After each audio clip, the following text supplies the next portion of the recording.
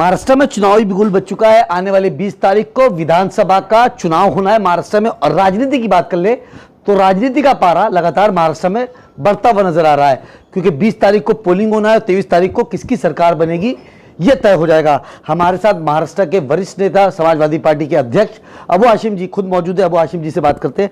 अबू हाशिम जी, महाराष्ट्र का पारा चुनाव का लगातार बढ़ता जा रहा है, बढ़ेगा ना तो और अबू हाशिम महाविकास आघाड़ी में किस जगह खड़े हैं? किस जगह खड़ा हूँ, मतलब महाविकास आघाड़ी का हिस्सा हूँ मैं। ये ठीक है कि मुझे 2 सीटों में महाविकास आघाड़ी के साथ अलायंस है। बाकी एक लफ्ज़ है फ्रेंडली फाइट, यानी दोस्ती भी लड़ाई भी है, तो लड़ रहा हूँ।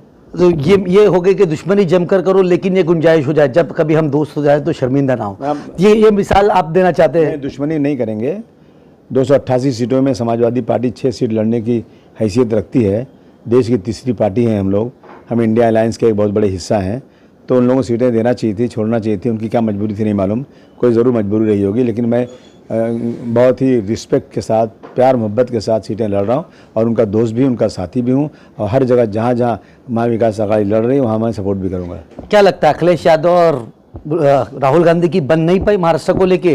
क्योंकि अगर बात कर ले यूपी में कांग्रेस को सीट नहीं दी गई, और अगर महाराष्ट्र की बात कर ले तो महाराष्ट्र में आप लोग। ऐसा नहीं है। यूपी में कांग्रेस की 6 सीट, समाजवादी की 6 सीटें पहले से थीं, बची 9 सीटें थीं, तो 3 बची। अखिलेश जी ने कहा कि आप जो है 2 आप ले लो, हम ले लेते हैं, लेकिन शायद बहुत बिजी थे राहुल जी, या कोई अच्छा उम्मीदवार भी वहाँ नहीं था, तो उन फ्रेंडली दोस्ती अच्छी है, बोला आप पूरा लड़ लीजिए, इसमें कोई फर्क नहीं होता। क्या लगता है गोवंडी में लड़ाई जो है काफ़ी दिलचस्प हो गई है? अगर बात कर ले एनडीए की, तो एनडीए के 2 उम्मीदवार वहाँ पर आपके सामने मुकाबला कर रहे हैं। क्या लगता है अबू हाशिम को इस वक्त के?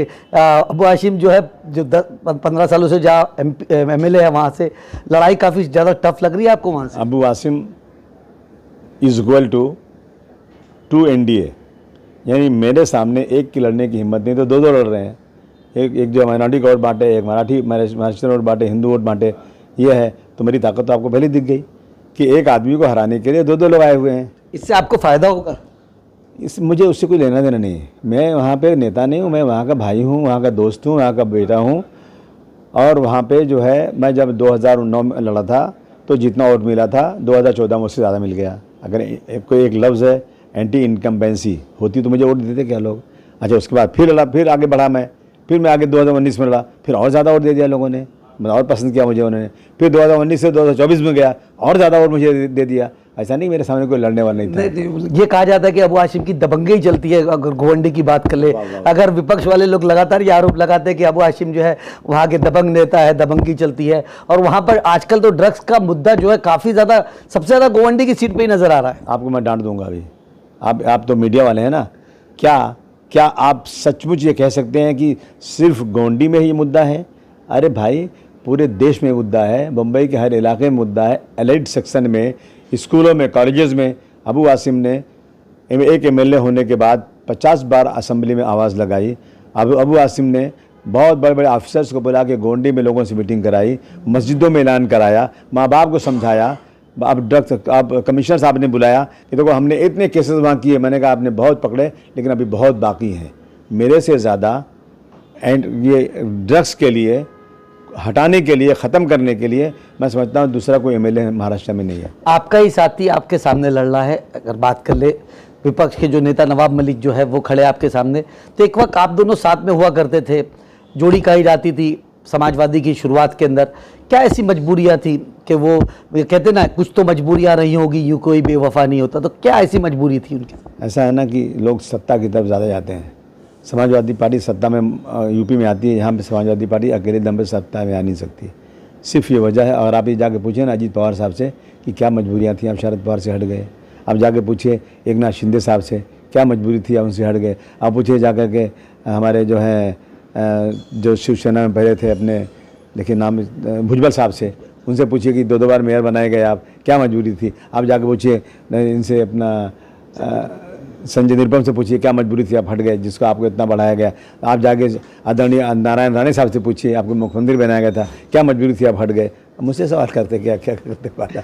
तो क्या लगता है आने वाला विधानसभा चुनाव जो है कितना दिलचस्प होने वाला, और गोवंडी की लड़ाई को किस तरीके से आप देख रहे हैं?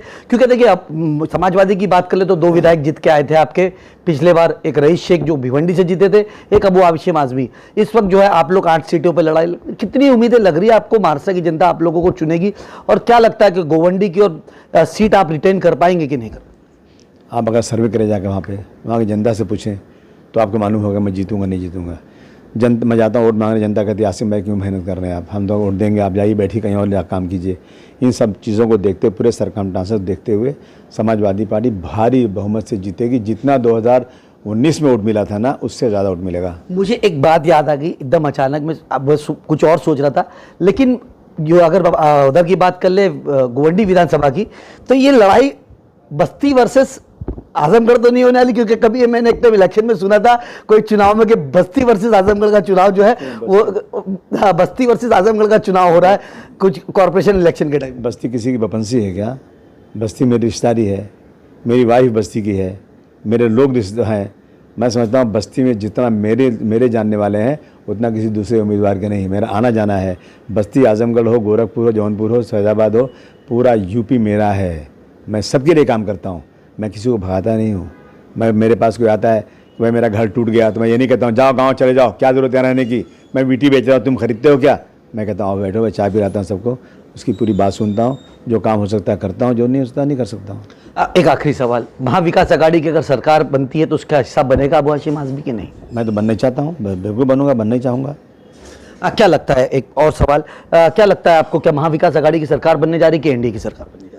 भाई साहब मुझसे पूछ रहे हैं, मैं तो कहूँगा महाविकास आघाड़ी की ही सरकार बनने जा रही है। मैं नहीं, जितनी सर्वे आ रहे हैं वो सब कह रहे हैं महाविकास आघाड़ी की सरकार बनेगी।